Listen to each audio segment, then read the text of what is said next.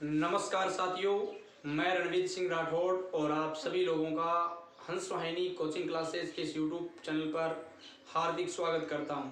साथियों, जैसा कि आप सभी लोगों को पता है, हम लोग अक्सर विभिन्न प्रकार की यानी कंपटीशन लेवल की कक्षाएं इस यूट्यूब चैनल पर चला रहे हैं। तो आप सभी लोग इसका अच्छी तरह से फ़ायदा उठा रहे हो। साथियों, पिछले दिनों यानी काफ़ी दिन हो गए हैं, आज मैं आप लोगों के लिए जो कक्षा लेकर आया हूँ वो है हिंदी की कक्षा। हाँ जी हाँ, आपने सही सुना, हिंदी की कक्षा। यानी हिंदी की कक्षा तकरीबन 2 महीने हो गए साथियों। हमने अंतिम जो हिंदी की कक्षा ली थी अगस्त महीने में, आरंभ में 2 अगस्त को शायद अपनी लास्ट कक्षा आई थी, वो भी प्रत्यय की।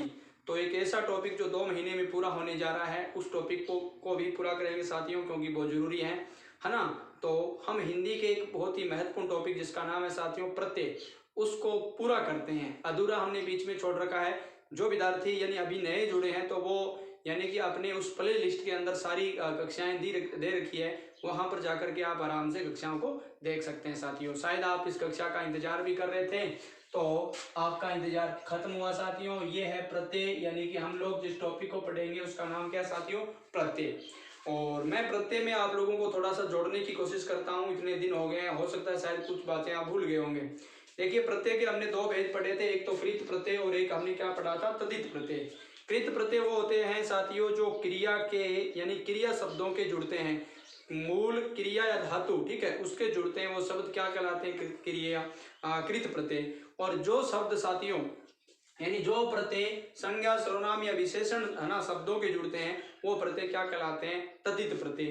कृत प्रत्यय को हमने पढ़ लिया था साथियों, तो अब हम क्या पढ़ेंगे, तद्धित प्रत्यय। और तद्धित प्रत्यय को भी हमने शुरू कर दिया था, और तद्धित प्रत्यय में हमने साथियों क्या पढ़ा था, हाँ ना, यानी हमारा जो बिंदु है साथियों 2 नंबर प्रत्यय, और इस प्रत्यय का नाम क्या है, तद्धित प्रत्यय। क्या नाम है, तद्धित प्रत्यय, ठीक है। और इस तद्धित प्रत्यय के बारे में मैंने आप लोगों को कई बार बता दिया है कि तद्धित प्रत्यय के बारे में हम पढ़ेंगे तो क्या क्या पढ़ सकते हैं। यहाँ पर देखिए, सबसे पहले तो आपको पता होना चाहिए इसके कितने भेद होते हैं। मैंने आपको ये भी पहले बता दिया कि तद्धित प्रत्यय के कितने भेद होते हैं, 6 भेद होते हैं। और आपको मैं पीछे की कहानी से जोड़ रहा हूँ थोड़ा सा, ताकि आपको पता चल सके। यानी 1 नंबर साथियों, यहाँ पर हम जानते हैं कि कृत वाचक है ना, कृतवाचक तद्धित प्रत्यय। कौन सा भैया, कृतवाचक तद्धित प्रत्यय, ठीक है। उसके बाद हमने एक बात और पढ़ी थी, कौन सी, कृतवाचक तद्धित प्रत्यय तो पढ़ा था। उसके बाद 2 नंबर हमने पढ़ा था कौन सा तद्धित प्रत्यय, भाववाचक तद्धित प्रत्यय साथियों, कौन सा, भाववाचक। तो 2 तो हमने पढ़ लिए साथियों, ये भी पढ़ लिया और ये भी पढ़ लिया। तो अब हमारा 3 नंबर जो बिंदु शुरू हो रहा है वो है साथियों, यानी हम कहेंगे 3 नंबर, ये हमारा है साथियों संबंधवाचक तद्धित प्रत्यय, ठीक है, संबंधवाचक तद्धित प्रत्यय, ठीक है। ये हमारा बिंदु रहेगा आज का साथियों, संबंधवाचक तद्धित प्रत्यय। देखिए, 2 मैंने पढ़ लिया, कृतवाचक और भाववाचक हमने पढ़ लिया है। तो अब आगे की कहानी में जोड़ रहा हूँ, संबंधवाचक तद्धित प्रत्यय। उसके बाद हालांकि ये कुल कितने होते हैं, 6। इसके बाद आ जाएगा अपत्यवाचक, ठीक है। उसके बाद साथियों अपन लोग चर्चा करें तो किसकी बात कर लेंगे, है ना, उनतावाचक की करेंगे और स्त्रीवाचक की करेंगे, ठीक है। तो शुरू करते हैं अपने महत्वपूर्ण बिंदु को। बिंदु है तद्धित प्रत्यय, और तद्धित प्रत्यय का हम तीसरा बिंदु शुरू कर रहे हैं, जिसका नाम क्या है साथियों, संबंधवाचक तद्धित प्रत्यय। ये लीजिए, हम लोग हेडिंग पर आ चुके हैं, संबंधवाचक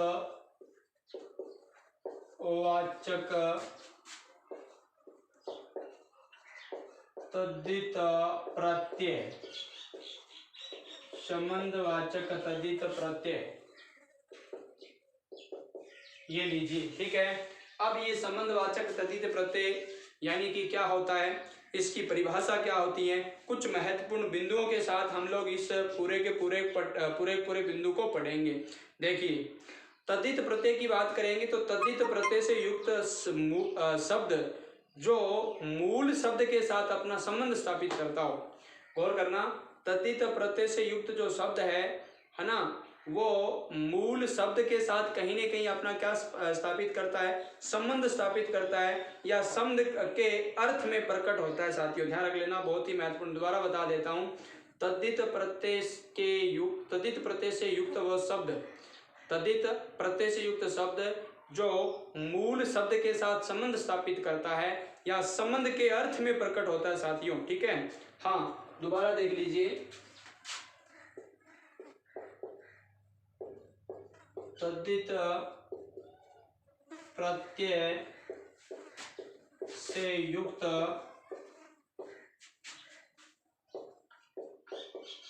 कोई शब्द जब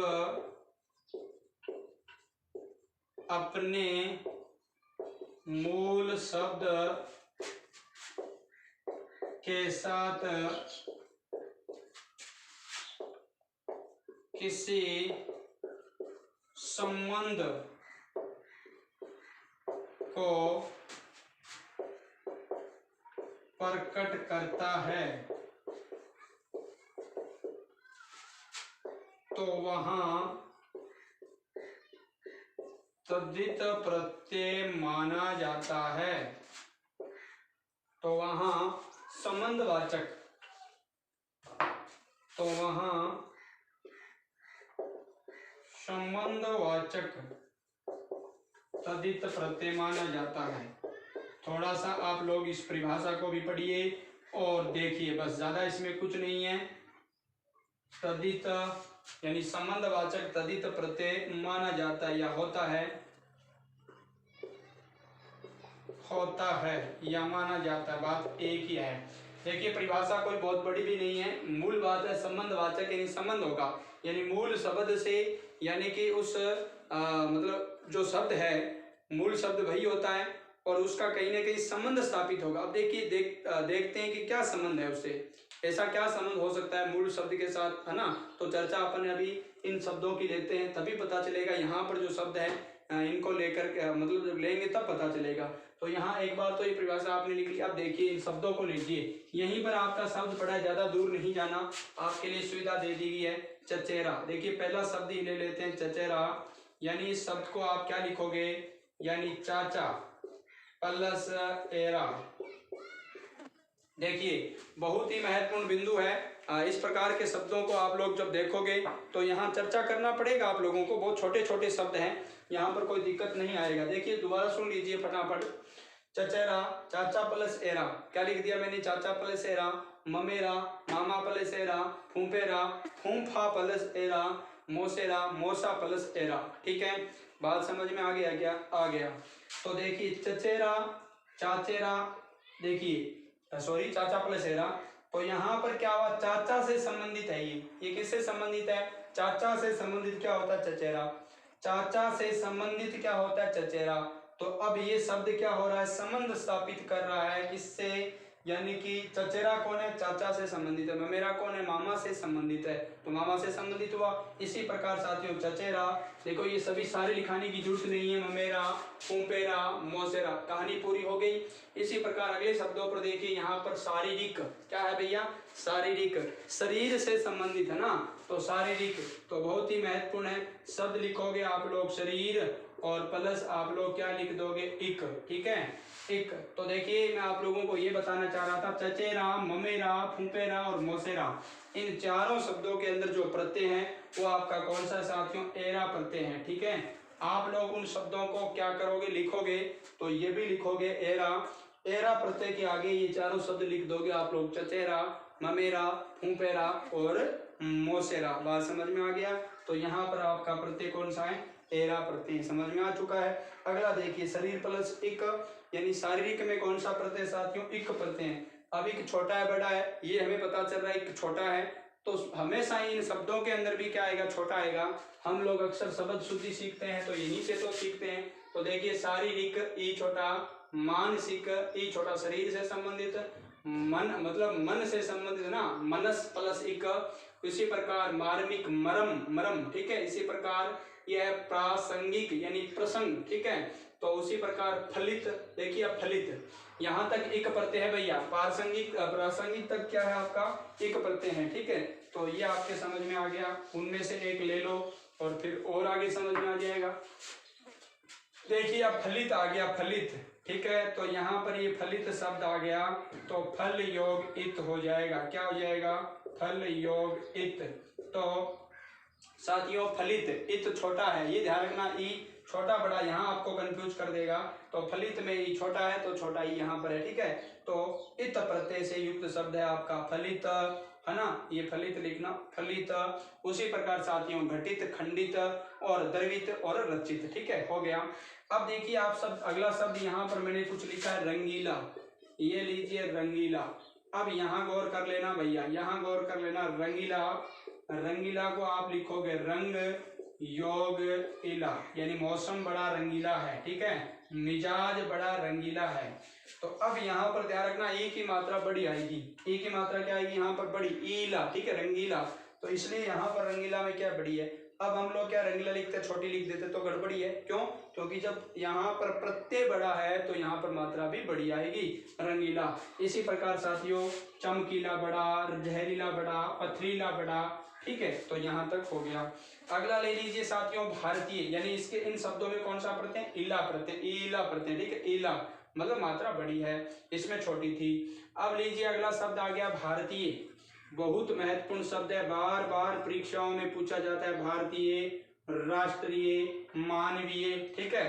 तो देखिए भारतीय कैसे बनेगा? भारत योग ये, भारत योग ये। अब ये बात क्या और ये संबंध क्या स्थापित हुआ, यानी जो भारत से संबंधित है वो भारतीय है, जो रंग से संबंधित है वो रंगीला है, जो फल से संबंधित है वो क्या है?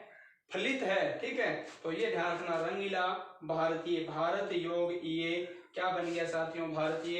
ई की मात्रा ये प्रत्यय है, ये, ठीक है, छोटा नहीं है, ये बड़ा है, हमेशा ये, ठीक है। तो इसलिए भारतीय में हमेशा ई की मात्रा बड़ी आएगी। इसी प्रकार यहाँ पर आप देख रहे होंगे शब्द जातीय, जाति, राष्ट्रीय, राष्ट्र से संबंधित, जाति से संबंधित, और उसी प्रकार भारतीय तो हो ही गया। तो अगला ले लीजिए साथियों विषैला। इन शब्दों को आप साथ साथ में करते जाइए और ये संबंधित वाली कहानी तो आप लोगों को समझ में आ ही चुकी है। विषैला, है ना, विष विषैला, यहाँ पर भी ध्यान रखना, विष योग ऐला, डबल मात्रा है भैया, ये ध्यान रखना, ऐला, ठीक है, ऐला। एक तो ये अपने आप में ही है और एक इसके ऊपर लगी तो ऐ हो गया ना, ऐला, ठीक है। तो विष योग ऐला, विषैला। इसी प्रकार साथियों कसेला, महिला, और आगे आप लोगों का मटेला, सॉरी मटेला, महिला नहीं, मटेला, और आगे लिखा पड़ा बनेला, ठीक है। तो ये शब्द भी किससे है? एला प्रत्यय के योग से। मात्रा क्या आएगी? डबल, तो ए और एक डबल आई हो गया, आई, ठीक है, आई। इसलिए यहाँ पर आई है तो ये शब्द बनेगा ना तब डबल मात्रा यहाँ छोड़ देगा। ये लीजिए वैस, है ना, विषैला, ये लोसा, ये, ठीक है, इस प्रकार। अब अगले शब्दों को ले लीजिए साथियों तर। तो तर से है देखिए कठिन योग तर, एक एक शब्द में ले रहा हूं, आपके समझ में भी आ रहा है। कठिन योग तर, कठिन से संबंधित कठिन योग तर, तो क्या हो गया? कठिन तर, है ना। बृहत्तर, बृहत्तर, गौर करना, ये तर प्रत्यय, कौन सा प्रत्यय? तर है, डबल तय नहीं है। यहाँ पर देखिए आपको ये तय एक और भी मिल रहा है, ये किसमें है? ये तो बृहत में आया है, ठीक है, किससे आया? बृहत, ठीक है, तो उससे है, तो बृहत्तर, दृढ़तर, तर है, तो आप लोगों को समझ में आ गया। ये लीजिए यहाँ पर आपका कौन सा प्रत्यय है? तर प्रत्यय है, तो ये फिर आपका शब्द बन जाता है कठिनतर। क्या बन जाता है? कठिनतर, ओके। उसके बाद आगे बढ़ते हैं, अगले शब्दों को ले लीजिए बुद्धिमान, बुद्धिमान, बुद्धि योगमान, बुद्धि से संबंधित, ये लीजिए बहुत ही महत्वपूर्ण है, बुद्धि योगमान, तो ये हो गया बुद्धिमान। शक्तिमान, ठीक है, वहां पर लिखा हुआ है, कोई दिक्कत नहीं है। शोभायमान, शोभा से संबंधित तो शोभायमान।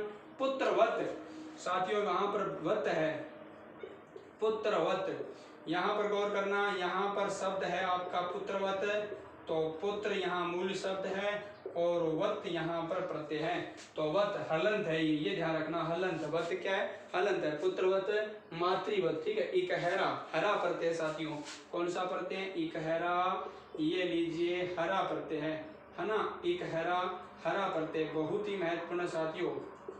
एक योग हरा, इकहरा, ठीक है। इसी प्रकार दोहरा और तिहरा हो जाएगा, कोई दिक्कत नहीं है। नंदोई, नंदोई, और एक साथियों होता है बहनोई, ठीक है, तो इन दोनों में ओई प्रत्यय है। नंदोई और बहनोई दोनों में क्या है? नंदोई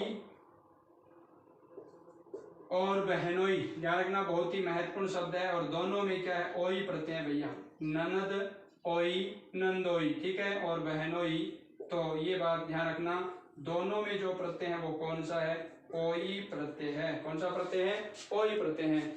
आगे बढ़िए, आगे ससुराल ननिहाल को ले लीजिए, अना ससुराल शब्द आ गया ससुराल, ठीक है, ये लीजिए, किसी का है किसी का होने वाला है। तो ससुराल, ससुराल का मतलब क्या है, यानी कि ये तो आप जानते होंगे, लेकिन यहाँ पर मूल आएगा ससुर प्लस आल, क्या आएगा, आल। तो प्रत्यय क्या है यहाँ पर साथियों, आल, प्रत्यय क्या है, आल। तो यहाँ पर 3-4 शब्द दिए गए हैं, ननियाल, ददियाल, ये सेम ही आल होगा, क्या होगा, इनमें जो प्रत्यय है वो है आल साथियों, क्या है, आल प्रत्यय यहाँ पर है, ननियाल, ससुराल, ददियाल, ठीक है। अब देखिए यहाँ पर कुछ शब्द है, प्यासा, भूखा, ठंडा, छाता, आ प्रत्यय है।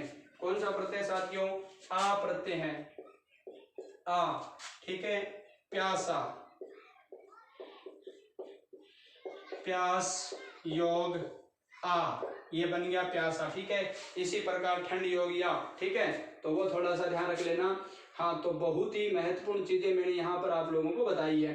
अब अगला बिंदु और ले लेना, मलिन और कठिन, ठीक है। इन प्रत्यय आपका साथियों इन है या इन प्रत्यय, ये गौर कर लेना, मलिन व कठिन, इन शब्दों पर भी गौर करें। मलिन यानी कि सबको पता है मल योग इन, यानी कि छोटा है तो इसलिए छोटा रह जाएगा मलिन, ठीक है। उसी प्रकार कठिन, उसी प्रकार देखिए अगले शब्दों को ले लीजिए, बहुत महत्वपूर्ण है। काफी शब्द मैं ले रहा हूँ एक ही प्रत्यय के, और आगे दूसरा प्रत्यय भी हम शुरू कर देते हैं अभी अभी। हाँ साथियों देखिए, संबंधवाचक की बात हम कर रहे हैं, कुछ और शब्दों को ले लेते हैं। यहाँ पर लिखे हुए शब्द हैं, जैसे नजराना, मर्दाना, राजपूताना, घराना, चकराना। कुछ भी नहीं करना, यानी कि आप लोगों को एक शब्द लिखना है, नजर योग आना, नजराना, ठीक है। शब्द क्या बनेगा, नजराना।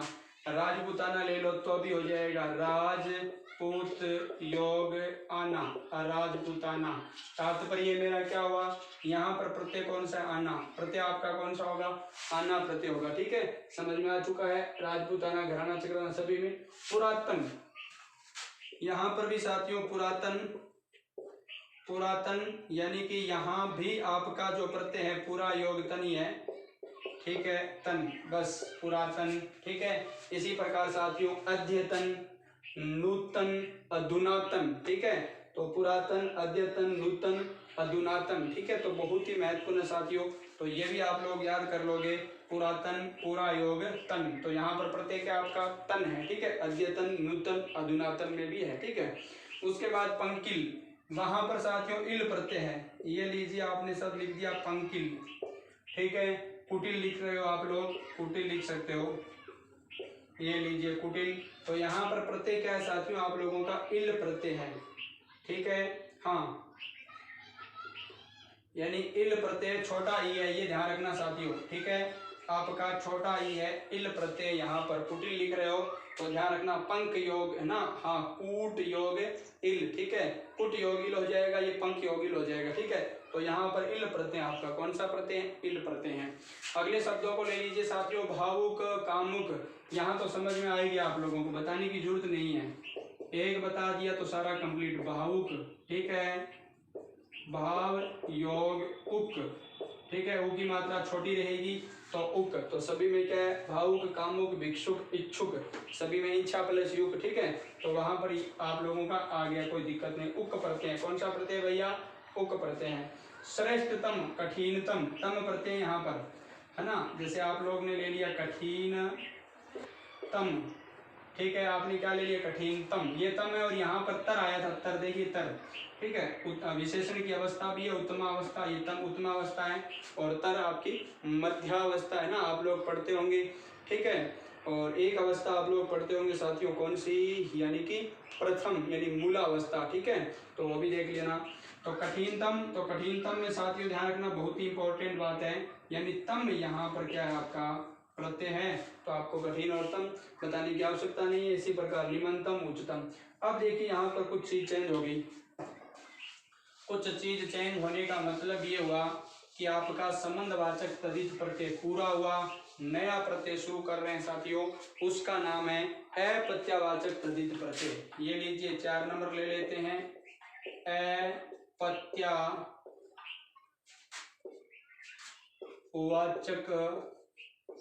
तद्धित प्रत्यय, तद्धित प्रत्यय। ठीक है, अब एक चीज पहले ही यहां लिख लेना आप लोग, इस अप्रत्ययवाचक तद्धित प्रत्यय को संतान बोधक तद्धित प्रत्यय कहा जाता है साथियों। क्या कहा जाता है? संतान बोधक तद्धित प्रत्यय कहा जाता है। इसके लिए जो शब्द आएगा वो आपका आएगा संतान बोधक तद्धित प्रत्यय। ठीक है, इसे ही कहा जाता है संतान बोधक तद्धित प्रत्यय। अब इसमें क्या चीज है? इसमें यह है कि तद्धित प्रत्यय के योग से युक्त शब्द, तद्धित प्रत्यय के युक्त होगा तभी तो इसका भाग बनेगा। तो तद्धित प्रत्यय से युक्त शब्द जो मूल शब्द से उत्पन्न होने का अर्थ प्रकट करता हो। ठीक है, तो परिभाषा इसकी क्या बन गई? बहुत ही सरल,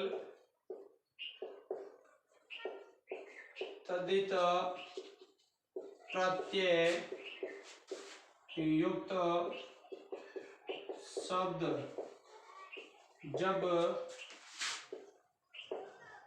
मूल शब्द से उत्पन्न होने का बोध होता है, जब अपने लिख देना यहाँ, अपने मूल शब्द से उत्पन्न होने का बोध होता है,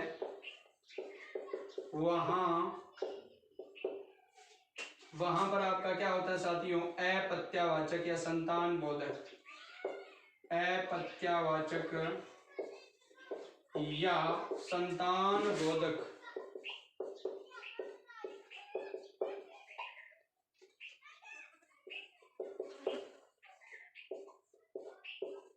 तद्धित प्रत्यय होता है।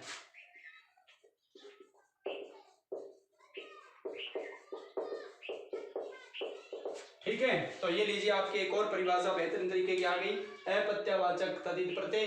बात क्या है? इसे संतान बोधक कहते हैं। तद्धित प्रत्यय के युक्त शब्द जब अपने मूल शब्द से उत्पन्न होने का बोध होता है, वहां पर अप्रत्ययवाचक या संतान बोधक तद्धित प्रत्यय होता है साथियों। इंपॉर्टेंट बात थी। अब आपको इस चीज को अगर नहीं समझ में आया तो संतान बोधक यानी उससे उत्पन्न होने का बोध, तो अभी पता चलेगा कि ये संतान बोधक भला क्या होता है।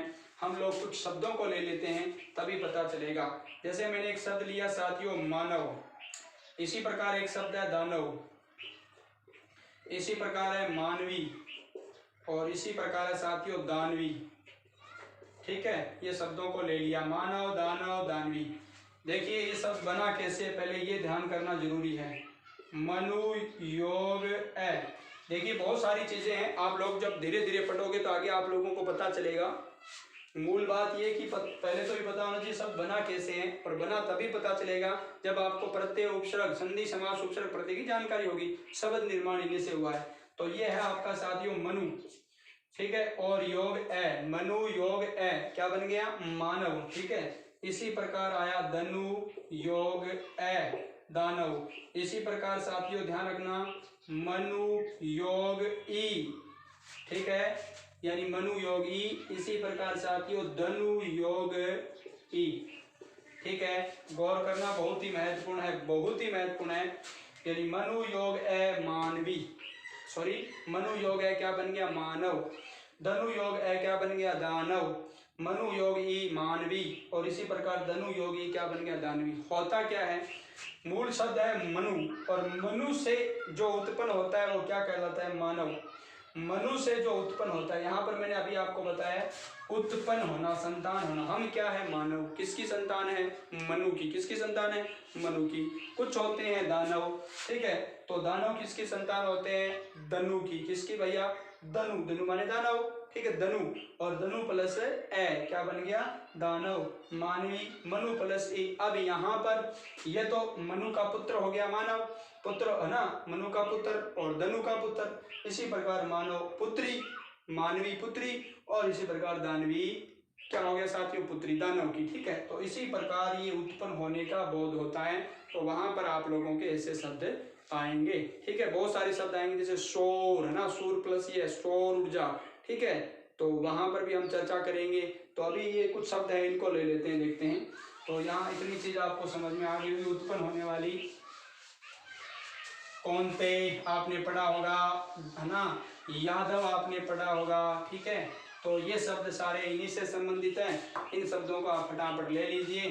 देखिए, मानवी, मानव, दानवी, दानव तो आ गया राघव, रघु प्लस साथियों ए क्या बन जाएगा, रघु प्लस ए क्या बन गया, राघव। ठीक है, रघु प्लस ए राघव बन गया। पांडव प्लस ए पांडव बन गया। कौरव प्लस ए क्या बन गया, कौरव। तो इनके अंदर आपका कौन सा ना प्रत्यय आ गया साथियों, ए प्रत्यय आ गया। सारे के सारों में क्या आ गया, ए प्रत्यय आ गया। ठीक है, समझ में आ रहा होगा आप लोगों को यहाँ तक। तो सुन लीजिए, मैं थोड़ा सा इनको यही बता देता हूँ ताकि हमारा समय बच सके, है ना, और आपको समझ में वैसे आ जाए। राघव क्या होगा, रघु प्लस ए। ठीक है, क्या बन गया, राघव। पांडव क्या होगा, पांडु प्लस ए। आप लोग लिख लेना, कोई दिक्कत नहीं है, रघु योग ए। ठीक है, इसी प्रकार पांडु योग ए। ठीक है, इसी प्रकार आप लोग लिख लो साथियों, कौरव तो कुरु योग ए। ठीक है, इसी प्रकार आप चर्चा करोगे साथियों, यादव तो ये तो वही है, यदु योग ए। ठीक है, यादव हो गया। और उसके बाद आप चर्चा करोगे साथियों, यहाँ पर लिखिए शब्द है सेंधव, तो सिंधु योग ए सेंधव। ठीक है, इसी प्रकार आप चर्चा करोगे सौर, सौर। ठीक है, तो यहाँ पर भी ध्यान रखना साथियों, सूर्य योग ए। ठीक है, तो सौर हो जाएगा आप लोगों का। बहुत ही महत्वपूर्ण शब्द है यहाँ पर। इन शब्दों में बदलाव भी आएगा, हम चर्चा करेंगे। इन शब्दों में बदलाव भी आने वाला है, तो उसके अकॉर्डिंग भी हम लोग इनको क्या करने वाले साथियों, पढ़ने वाले हैं। ठीक है, अब मैं कुछ इंपॉर्टेंट शब्दों को आप लोगों को और लिए चलता हूँ, है ना। हाँ, तो यहाँ तक की चर्चा आ गई। देते नहीं आया, यहाँ तक आ गया आप लोगों का, राघव, पांडव, कौरव। ठीक है, कौरव कुरु प्लस ये। यहाँ पर आपको मैंने शब्द लिखा है, इससे क्या समझे आप लोग, क्या अप्रत्ययवाचक या संतान बोधक समझ गए, बिल्कुल समझ गए। क्यों, क्योंकि रघु की जो संतान है वो क्या है, राघव है। क्या है साथियों, राघव। ठीक है, इसी प्रकार पांडव की जो संतान है वो क्या, पांडु की जो संतान है वो है पांडव। क्या है, पांडव, कहते हैं ना 5 पांडव। कुरु की संतान है वो क्या है साथियों, कौरव। क्या है, कौरव, तो संतान बोधक है। यदु की संतान है तो वो कौन सी है साथियों, यादव। क्या है, यादव। इसी प्रकार सिंधु की जो संतान है वो क्या है, सैंधव, है ना। तो इस प्रकार हम कुछ चीजों को क्या कर सकते हैं साथियों, पढ़ सकते हैं। बहुत ही महत्वपूर्ण चीजें हैं, इनको हम आराम से क्या कर सकते हैं, पढ़ सकते हैं साथियों। बहुत इंपॉर्टेंट शब्दों को मैंने यहाँ पर लिया है और आपको समझ में भी शायद आ गया। ठीक है, और सूर और ए, इसको आप लोग क्या कर दोगे, शौर में बदलोगे, तो ये आपका पूरी तरह से सही है। अब देखिए, ए वाले सारे हैं, यहाँ पर ए प्रत्यय का प्रयोग हो रहा है। क्या इनमें सभी में ए प्रत्यय का प्रयोग होगा, ये भी देखने वाली बात है। क्या सभी में ए होगा, सभी में नहीं होगा। बहुत सारे शब्द हैं, जैसे यहाँ पर अभी हमने ई का चर्चा की, वैष्णव, यहाँ पर तो विष्णु प्लस ए हो जाएगा। शैव, शिव प्लस ए हो जाएगा। शाक्त, शक्ति प्लस ए हो जाएगा। उसी प्रकार वसुदेव, वसुदेव, है ना। देखिए, वासुदेव शब्द है, वहां पर वासुदेव। ठीक है, गौर करना, इस शब्द को मैंने इतिहास में भी आपको चर्चा करके बताया था, वासुदेव, वासुदेव और वासुदेव। ठीक है, तो ये वासुदेव है, तो ये है वसु। ठीक है, ध्यान रखना भैया, वासुदेव कैसे बना है, वसुदेव प्लस ए, यानी ए अब बन गया वासुदेव।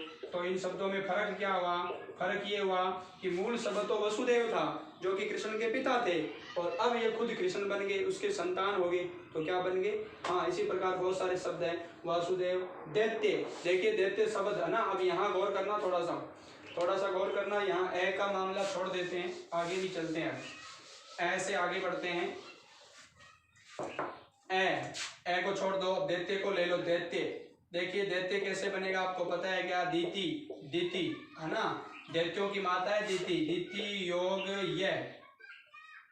क्या बनेगा, दैत्य। बहुत महत्वपूर्ण है, ये आ गया आप लोगों का, ठीक है। द्वितीय योग ये दैत्य, ठीक है। इस शब्द को मैं उसको उधर ला रहा हूँ। फिर आप लोगों को जैसे आदित्य, अब आदित्य कैसे बनेगा आपको पता है क्या, अद्वितीय योग ये, ठीक है। क्या बन गया, आदित्य।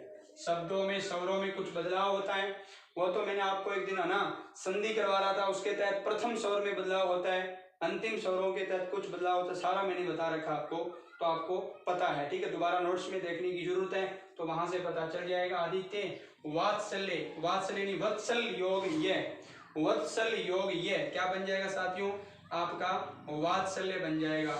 आपने लिखा वत्सल और उसके आपने क्या लगा दिया ये, तो बना क्या, वात्सल्य। क्या बना भैया, वात्सल्य। इसी प्रकार क्या बन गया, काव्य, कवि योग ये, है ना, ये लीजिए, है ना, बिल्कुल बहुत सरल सरल चीजें हैं, तो आपने कर लिया।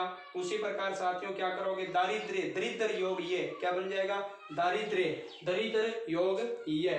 उसी प्रकार ऐश्वर्य, ऐश्वर, है ना, हाँ भाई, हाँ ईश्वर योग ये, यहाँ पर थोड़ा सा देखना, ऐश्वर्य क्या बनेगा, ईश्वर योग ये, ठीक है।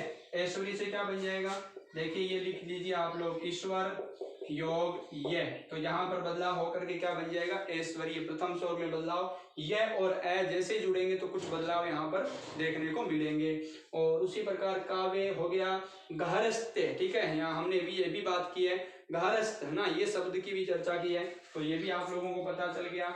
शौर्य, इस शब्द को कैसे लिखोगे, सूर योग ये, सूर योग ये से क्या बनेगा, शौर्य। अभी हमने एक शब्द और चर्चा की थी, शोर की, देखो ये शोर, तो ये यहाँ पर ये लीजिए, ठीक है। बस इतना सा फर्क यहाँ पर है, तो गौर करके देख लेना। तो सूर्य योग ये, शौर्य, सूर्य योग क्या है, शौर्य, तेज बोलते हैं वो भी, ठीक है। और ये शौर, ये भी उसी के तहत है, ताप, ठीक है। और सौर ऊर्जा जैसे आपने पढ़ा होगा। उसी प्रकार निराशा, निराशा योग ये, ठीक है। आप एक शब्द पढ़ते हो निराशा, और उसके आपने क्या जोड़ दिया, ये नैराश्य, ठीक है। सारे शब्द संधि में मैंने करवाए हैं, सारे शब्द संधि में मैंने करवाए हैं। तो ये थे साथियों कुछ और प्रत्यय।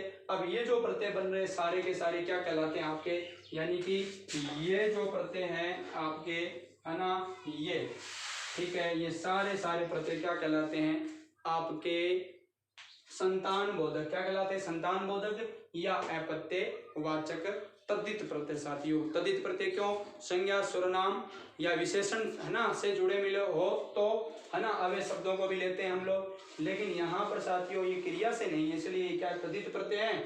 और तद्धित प्रत्यय के दो पार्ट महत्वपूर्ण पूरे किए साथियों।